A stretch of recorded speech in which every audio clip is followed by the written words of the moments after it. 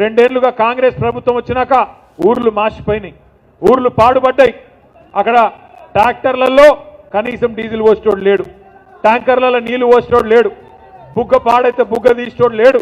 ఇలా గందరగోళమైన పరిస్థితి గ్రామాల్లో ఉన్నది. ఎక్కడికక్కడ పిచ్చి చెట్లు మొలిచి ఆగమాగమైపోయి పారిశుద్ధ్యం కూడా ఆగమైపోయింది.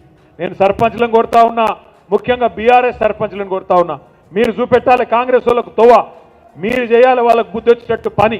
మీరు అనుకుంటే గ్రామాలలో మీరే కథానాయకులై మీ మిగతా గ్రామ పంచాయతీల్లో ఉండే సర్పంచ్లకు, ఈ రాష్ట్రంలో ఉండే మంత్రులకు, ముఖ్యమంత్రికి కూడా సిగ్గొచ్చేటట్టు చూసినారు. బీఆర్ఎస్ వాళ్ళు 4000 మంది గెలిస్తే ఆ 4000 గ్రామాలు కలకలలాడుతున్నాయి, మిగతా గ్రామాలు వెలవెలబోతున్నాయి అన్నట్టుగా అద్భుతంగా పనిచేయాల్సిన బాధ్యత మీ మీదనే ఉన్నది.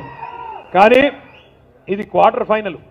ఇప్పుడు మనం కొట్లాడింది క్వార్టర్ ఫైనల్, నెక్స్ట్ సెమీఫైనల్ ఉన్నది, అటెన్క ఫైనల్ ఉంటుంది. సెమీఫైనల్ ఏంటిది? ఇప్పుడు మున్సిపాలిటీ ఉన్నది, జిల్లా పరిషత్ ఉన్నది, మండల పరిషత్ ఉన్నది, అది సెమీఫైనల్. అది సెమీఫైనల్.